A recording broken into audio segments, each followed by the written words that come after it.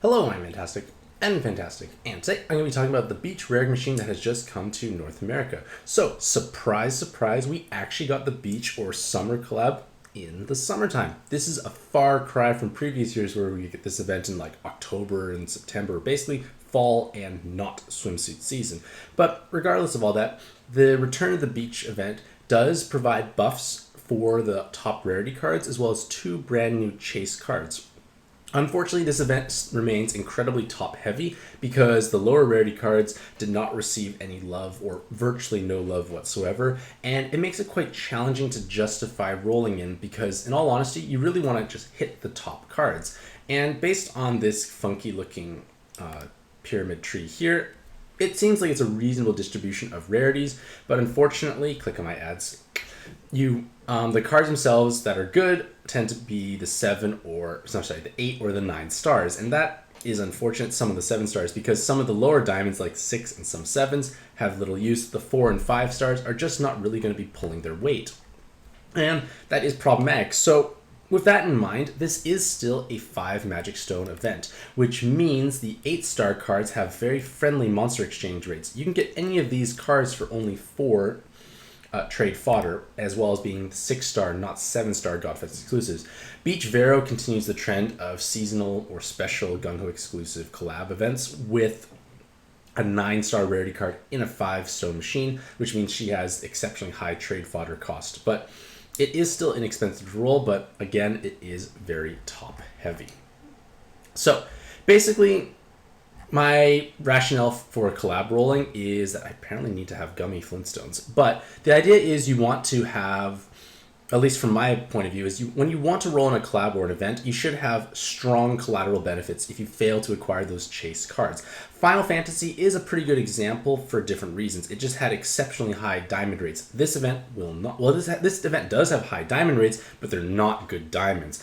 But a good example of events with strong low rarity cards are Dragonbound Dragoncaller. I feel like I say this quite often, but if you have none of the Dragonbound Dragoncaller cards, you roll for them. You want obviously the high tier cards, but you end up getting the 5 stars. Most of the 5 stars are incredibly valuable, so it's still a win-win overall. Beach is not one of those events.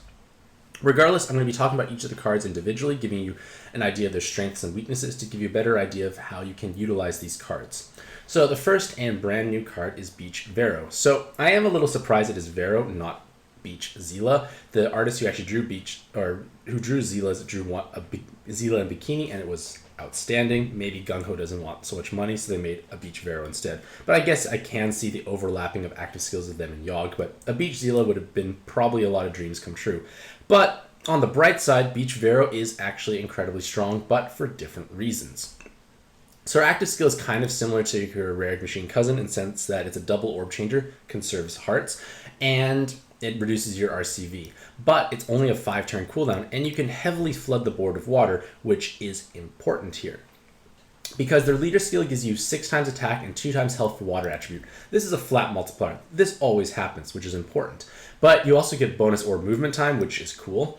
But you gain 3 times more attack, so it's 18 times attack when you achieve 9 or more connected water orbs. So you make a VDP, you trigger your full multiplier, but in addition to that, you gain +3 combo count. So if dual leaders, your 1 combo becomes 7. Now, I may not be the best at math or counting, but this is a pretty big jump. It's kind of outrageous. And in theory, if you swipe a full board of water from, like, say, a Machine Noah, you still hit 7 combos. Suddenly, combo shields are no longer a problem. You can be the 1 combo wizard and now hit 7 combos. You may even be brave and actually make 2 combos, a EDP and a follow-up attack, 8 combos. Nothing really has more than an 8 combo shield, in my opinion. And in all honesty, hitting 2 combos is not that hard. So this definitely opens up a lot of interesting possibilities. And she's actually strong, not just as a farming leader. So, as I already mentioned before, she does achieve 4 times health of dual leaders, which means she can tank any hit in the game.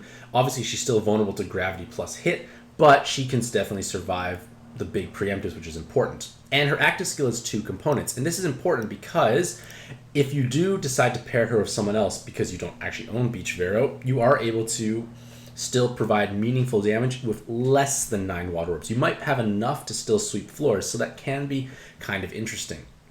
Unfortunately, the drawbacks are that she is orb hungry, which is definitely alleviated by having duplicates of herself. Again, luxurious, but in an ideal world, you are able to have everything. It is expensive to monster exchange for, as well as having a 1% rolling rate, which is pretty terrible. And then if you're using it for just purely swipe farming, it's not as fast compared to other leaders because the plus combos add animation time. Small thing, but just keep that in the back of your head that you're going to be seeing bing, bing, bing, bing. So basically, as I mentioned, what types of subs we can bring for her. So basically the priority is you already have VDP, so you need a follow-up attack somewhere.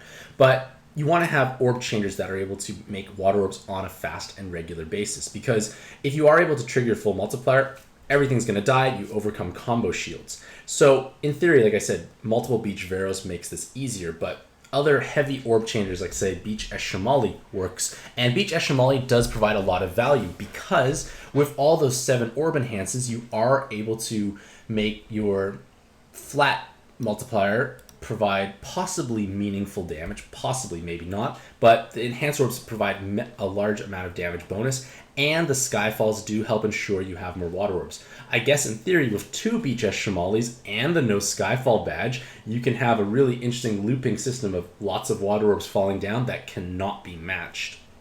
Might be something interesting to think about. Of course, truly luxurious, and I don't think I could ever even do this myself. But again, I want to stress that by making a VDP or 9 connected water orbs, you do have tremendously high damage and combo count. And as I said before, you don't need to have Beach Vero in order to actually capitalize on her leader skill. Kind of like how Diablos or other 7x6s, you can pair a friend.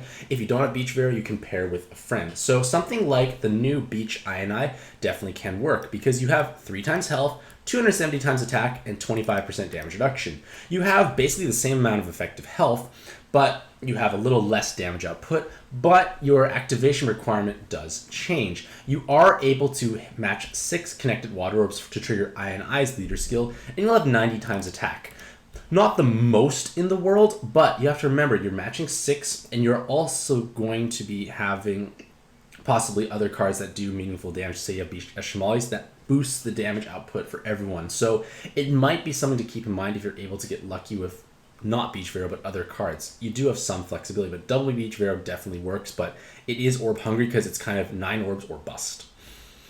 In terms of their weapon assist, the biggest issue is you're giving up Beach Vero, who is an amazing sub for herself. So unless you have copious amounts of Beach Veros, I wouldn't even contemplate or consider this weapon assist because it provides you a combo orb, which is underwhelming, and dungeon bonus, which again is a very small bonus overall. And in all honesty, it's just really not worth pursuing in my opinion. So maybe just pretend the weapon assist doesn't exist.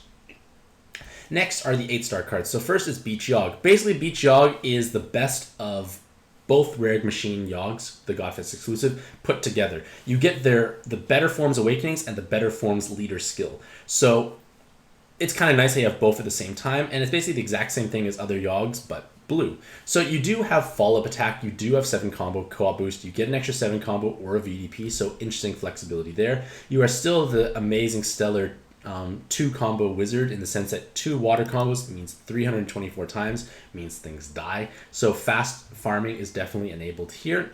You come with the follow-up attack, so your team building is much easier, and one sec.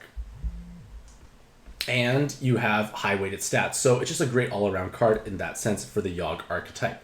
The active skill is still as powerful as always. It makes water and hard orbs as well as bind recovery and 40% max heal. But I want to kind of stress this water heart board because we've seen the power of Zila's and how at power of Zila plus super follow-up attack awakening. So this is a heart plus color board, which means you can make 2 boxes, which means you can deal meaningful amounts of damage and overcome void and resolve spawns. Of course, you don't get the bonus combo count, and Yogg themselves are not as strong of a sub by comparison. They will get a 7 combo and a VDP, but it's just less damage output overall. Again, no bonus combo count may be problematic, but it can be something to keep in the back of your mind that you can play around if water teams are really your thing, and you have a way to get super follow-up attack easily it could provide some interesting compositions. But other than that, it functions basically like a Yogg. I use them in ranking dungeons, I use them for fast farming. It's a powerful and efficient card all around. Next is Beach, Barbara, and Julie, and they have become significantly more powerful because they received a brand new evolution. Their awakenings do not change, but their leader skill becomes amazingly strong, as well as their active skill actually having a 15, not 17 turn cooldown. So beforehand, they used to be a 4 times health, 144 times attack, 1 times RCV team. Those are still reasonable multipliers, but now, for the exact same activation, they are 4 times health, 256 times attack, and 4 times recovery. That 4 times recovery is huge because it solves healing issues. You don't have to rely on Mel or a Kuroyuri loop. You can just heal up to full health with relative ease. Unfortunately, you still have to match fire and water to trigger RCV, so just keep that in mind. So you can't necessarily stall and heal. You have to basically kill and heal. Either way, you're going to kill things incredibly fast and efficiently because with your 6 or 7 killers with Super Awakenings, you have tremendously high personal damage. So each killer awakening provides 3 times damage, and these can stack. So if you are facing a spawn that is a god and dragon, that's 2 types. So you get 3 times 3 is 9 times damage. So against the vast majority of spawns in the game, she will be enjoying 9 times personal damage. If they're triple typing, you have 27 times personal damage, and you have 256 times attack. So to be fair, like the 144 times worked because you had high effective damage. Now with 256 times, you do so much more damage. It's kind of amazing. And again, you don't have to rely on healing, but just bear in mind you must actually match water and fire to actually trigger your healing aspect. Furthermore, their active skill provides a bicolor board that removes locked orbs and voids all defense. Can be useful if you're playing through content which has millions upon millions of defense. So all in all, Beach Barbara and Julie is a significantly stronger leader than she was before. She is definitely relevant once again, and because it is a 5-stone event and the monster exchange rates are relatively friendly, if you can field a strong team for her, it may actually not be a bad idea to actually monster exchange for her because she might allow you to clear more content. She has one of the gentlest team building requirements. You just need to be fire or water. That's incredibly easy to do. She gives bonus orb movement time. It's just such a beginner friendly leader that can carry you through so much content. And like I said, if you are able to field a strong team for her and it outpaces other options available for you, it may be a very good idea to monster exchange for her. Next is Beach Fujin, and the hits just basically keep on coming. Again, top-heavy event. So this is by far the best Fujin you can acquire because she is 777 combo with Super Awakenings, and she's actually a strong leader at the same time. So Fujin-style active skills are able to cancel out damage absorption effects. So the pink shield. So things like Sopdet, Vishnu, Hera Dragon, etc. You're able to overcome these without having to worry. And that is important because you can just, at the press of a button, execute said spawn. And then you also can use her as an inherit, a sub, or an actual leader. So let me just go through all of them individually. So as an inherit, it's kind of self-explanatory. You inherit her onto a card that you couldn't have used onto a team that can't use her as a sub. You have that active skill, great. As a sub, she's incredibly powerful on combo-based teams, on mono-blue teams, even rainbow teams. She works basically as a sub anywhere, to be honest. As long as they can accept her colors or her typing, she will work well because she provides massive amounts of damage, good skill boosts, and time extends. Yes, she is vulnerable to binds, but with the newer and flashier weapon assists available nowadays, a Reach Hat, or better yet, a Cecil Crystal, you are able to be fully bind immune and possibly give other resists overall. So it's not too big of a hindrance overall. And remember, she still has that active skill you want to bring for the dungeon. So it does make up for that there. But for her leader skill, it's 2.25 times attack, 2.25 times health, 196 times attack, and 43.75% damage reduction. Solid multipliers all around, but you are restricted to attacker types, which you may think, well, that is problematic. But Zila is an attacker. And if a leader can use Zila, the leader is going to be strong. And because Beach Fujin is just a combo-based leader, it's going to work out very well. So if you are someone like myself who doesn't have Zila Kitty, who does not have Yo or any of the other premier wood leaders, Beach Fujin can be a way for you to actually capitalize and utilize your Zeelas if you have those. So something to keep in the back of your mind. Basically, an incredibly strong card all around, fulfills many different roles wonderfully well. Next is Beach Eshimali. So this card here can be great or can be okay depending on your monster box and the team compositions you run. Because she comes with 7 orb enhances. Basically, you're going to have incredibly high damage output with just your regular combos, which can be important for Beach Vero teams. Her active skill floods the board with water, which again is nice for Beach Vero, and gives a 15% water skyfall for 4 turns.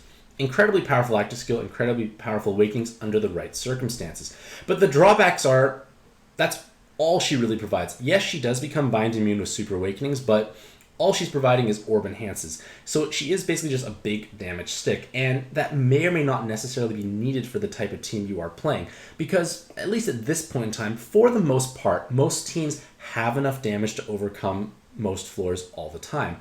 And it becomes a matter of just having enough defensive utility and survivability to actually get through a dungeon.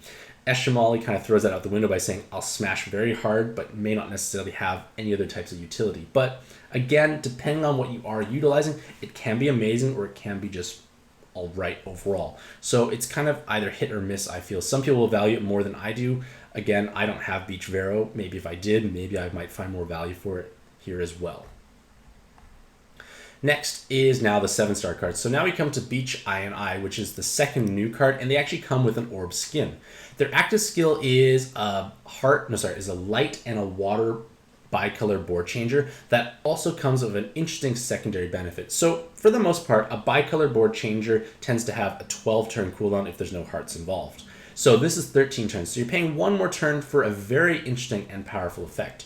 She makes it so it reduces unable to match orb effects by 5 turns. So basically, if you ever played through 3-Player Arena 2 and you encountered Gaia, or Evolved Gaia I should say, she basically prevents you from matching either fire, water, or wood orbs for 3 turns. With I's active skill, you cancel that unable to match mechanic. So it is situational, but it can be tremendously powerful because, for instance, if you were playing a water team through that dungeon and you encountered her and she prevents you from matching water, you will probably die, which is bad. And now that you can cancel that out means you can overcome it. And remember, you're only paying 1 more turn for this effect, which is definitely worthwhile because it's still a powerful board changer overall. So it's something to keep in the back of your mind that you have this extra bit of zest, so to speak. In terms of her leader skill, she provides 1.5 times health for water and 5 times attack when 5 or more combos. So easy enough to achieve overall. And then you gain bonus damage and reduced damage taken when matching 6 or more connected water orbs. So pretty respectable multipliers all around. But if you do have Beach I, you can pair with Beach Vero and you can capitalize on most of the effects and still really work out. In all honesty, hitting 5 combos with a match 6 water is definitely doable, so you will be able to at least trigger that 90 times multiplier I alluded to beforehand. Of course, if you can mash together 9 water orbs, that's ideal, but it gives you at least a bit of a fail safe. You'll have at least reasonable damage output without the full 9 water orbs, which can be meaningful. Furthermore, Beach I does come with double VDP 7 combo, so a very strong sub herself for Beach Vero teams. You also have 20% resist against Jammer, Blind, and Poison, which makes it easier to achieve that 100% resistance, which can be meaningful overall. So it is quite a solid card all around, a powerful sub as well. It is naturally bind immune, which is sometimes an issue somehow in this event, but it also comes with an orb skin, which is, in my opinion, quite pretty. Now, because of this, she is able to be purchased with an IAP bundle, so if you are truly gung-ho, you love this event, and you feel like she can bring value to your box, she would be one of the stronger IAP orb skin cards because she not only has the orb skin, but actually viable uses. Next is Beach Metatron, who I feel like could be an A or a B. It could flip-flop either way. But basically, it's because she now is actually able to lead a powerful team, obviously with some restrictions, which can be overcome. There are solutions to it. So she's able to provide 2 times health for healer and god types, as well as some multiplier, and then 4 times attack when a turn is used. So you max out at 4 times health, 196 times attack, 1 times RCV. So again, that's a strong archetype for a leader. And you do have solutions for 1-turn active skill cards. You can use Lutina, you could use Aerith from the Final Fantasy collab.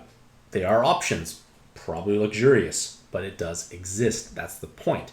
And you are able to clear plenty of content. You will possibly have naturally high RCV with your healer types. You take the RCV badge. You have team health from your awakenings. You naturally can get cloud and tape resist, so dual leaders have that. But of course, the problem is she doesn't really offer much else in terms of awakenings. It's all weirdly defensively oriented. There's no 7 combo, there's no VDP, there's no follow-up attack. So it is a little problematic. But again, it still could work with the right monster box. Probably not necessarily applicable for the average player, but hey, it could be just a strong leader to have out of the box for newer accounts when playing through easier or shorter content where active skills can be used on a more regular basis. And that's basically kind of the whole appeal of Wetatron, is this leader skill, because as a sub doesn't provide much, as an inherit provides very little. It's just not the type of active skill we are looking for. Another thing to keep in mind is her leader skill does not have any combo count clause, so it can make it easier to VDP and follow-up attack at the same time without having to worry about hitting certain combos. Next is Beach Sonya, who is still a strong card, but in my opinion is overshadowed by the fact that we can buy Christmas Sonya for 300,000 monster points during that respective event. She is the classic bicolor board changer with 2 turns haste, which makes it good for farming builds, great for training arena 2, and ranking dungeons. The reason being is you can create kind of system-like teams with multiple duplicates of bicolor and 2 haste. The idea is you can basically use an active every turn and re-hasten back up other active skills to use them once again in the dungeon. It's also the easiest type of board to solve. So in ranking dungeons, you can easily solve a bicolor board with little effort. On 7x6 especially, even easier. In Training Arena 2, if you're playing Amun, you have a much easier time because bicolor boards, again, are very easy to solve into 7 combos and leave 3 or less orbs. So it has tremendous value in those regards. But at least from a trends point of view, we haven't seen many ranking dungeons lately that actually abuse this strategy, so it naturally makes it less valuable. And again, you can purchase basically an equivalent monster from the Monster Exchange store. From the Monster Point shop during Christmas time frame. So it's still strong, but I feel like it's just less special because it's able to be acquired through other means. Beach Pandora is disappointing. She has double healer killer through Super Awakenings, but that's kind of it. You only can use it for killing healers. The active skill is okay, but nothing special. The leader skill is just not where we really want it to be because you have to connect so many dark or water orbs. It's just too much effort, and again, the leader itself is not providing that much value overall. It's just a disappointing card because she was pretty and actually kind of desirable, at least initially. Beach Artemis was one of the first color absorb void cards in the game. Basically, the idea is you can ignore enemies' attribute absorb. So basically, if it's absorbing water and fire, you can cancel it out for 1 turn. It makes it easier, but again, color absorb has not really become a truly devastating mechanic overall.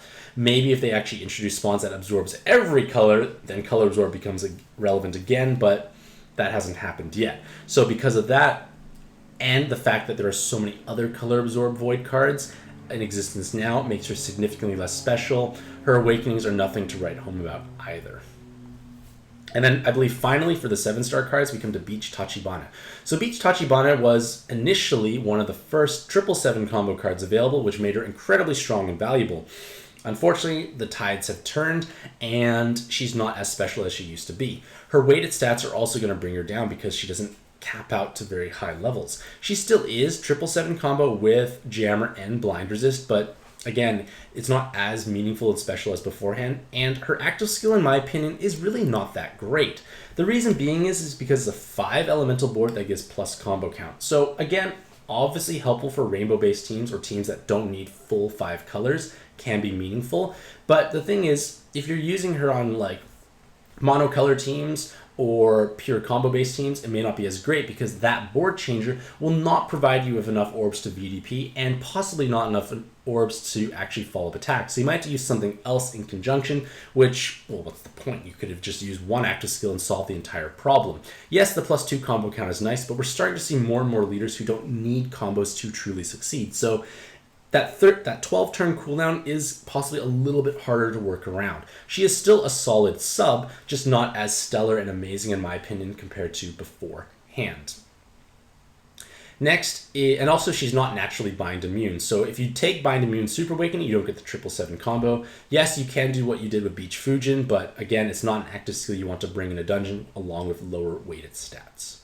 And now for the most part, the 4 to 6 stars are just really lackluster. They don't provide much, and their sections are going to be a bit more brief accordingly. So Beach Erd is the classic Erd board of fire, water, and heart orbs. Useful, amazing for Beach Barber and Julie, but the problem is if you have Weld's weapon assist, you get the same active or board changer and some awakenings. I'll take the awakenings basically any day. But again, it does have follow-up attack, it does have a tri-elemental board changer. You could use it as a sub, but they have pretty lackluster weighted stats. Beach Chester is just a disaster. You got 4 skill bind resists, pretty cool. Unfortunately, well, you don't need that. Like, there are so many ways to get skill bind resist nowadays that it is not important anymore. And he's kind of ugly. Like, he's not a pretty girl in bikini, or at least a handsome hunk topless. Like, he's just not bringing anything relevant to the table. So that is truly unfortunate. Now, next is Beach Mei. So Beach Mei provides you with a tri-elemental board of water, wood, and light orbs on an 8-turn cooldown. And the problem with this type of board changer is that there are no hearts, and you run the risk of not having enough orbs of your specific color to VDP. There's too much variance. You don't want to use her as a sub because of terrible weighted stats. As an inherit, you can definitely find a much stronger board changer. So because of all that, I feel like it just doesn't work. Furthermore, the colors, they could help Yusuke, but Yusuke already comes with a much better board changer already. So why would you want to bring a less optimal board changer to the team? It just doesn't make sense in my opinion. So it's just not where we want it to be. Beach Lakshmi is just another disaster. Like, yeah, it was a disaster last year. It's a disaster this year. Nothing has changed. It's terrible. Like, the active skill, it has a lot of text. It basically reads as it's an 8-turn cooldown that doesn't do much. It has a cool heal mechanic and a small button, but that's not going to help you in most cases. And it's, I believe, a heart cross leader with terrible multipliers. Just no. Next are the 5-star cards. I included their awakenings to just show how much auto healing there is. Maybe you like auto healing. Maybe you don't. They have terrible weighted stats. I can't really find a usage for these cards. They just make lots of heart orbs and reduce bind clearing by 3 turns. They wouldn't even be your third choice for a bind clear option. Like, there's no reason to actually inherit this card or use these cards in my opinion. With Fu, you probably would say FUU if you roll them. Now we come to the silver or 4-star rolls, which are actually not too terrible. They're actually kind of okay. Beach Goemon did get improvements. He does have attack while below 50% and machine killer. So he does have modest damage output. And he still has that classic button, self-nuke, and full board of fire. Definitely was very powerful beforehand when farming builds existed that built around this, but the problem is resetting your health to 1 could be risky. Obviously, it can help set up certain other types of buttons, but the thing is, this 200,000 fire damage is probably not enough to button through the stuff we want to button through nowadays. Beforehand, it could button through the things, so you could solve 2 floors of 1 active, but that's not really the case so much anymore. And in all honesty, Machine Goemon does exist, and if you're not using the button to its effect, you might as well use Machine Goemon because you don't nuke your health, but you have much better stats, much better awakenings, much better output overall, can unlock orbs, just useful all around. So, not a bad card, a good, I guess, transitional introductory card for helping you possibly acquire Machine Goemon, but again, it does get outclassed by current options. And then lastly, we come to Navi. So Navi was at one point possibly reasonable because the co-op boost and the fact that co-op was very prevalent a couple of years ago helped her have reasonable usability. But the thing is, she's just lacking nowadays. Like, yes, the 3 enhanced heart orbs are nice, can provide healing solutions, but there are better healing solutions nowadays. The water rose probably go to waste, and most things I feel nowadays are actually played in solo mode by comparison, so the co-op boost is not as relevant. Co-op is still great, but it's mostly great for those special fast farming builds. So, in conclusion, the Beach Rare Machine is an incredibly top-heavy event. It's still a 5-stone event, but the thing is, it's heavily skewed to the top. And because of that, it may just simply be better to actually monster exchange for the cards you really want, provided you're not nuking your box, and they will provide significant amounts of value to you overall. So, let me know what you think about this event in the comments below and whether or not you plan on rolling. Hopefully, you all have a fantastic day. I wish you all the best of luck in your own pet adventures, and happy puzzling.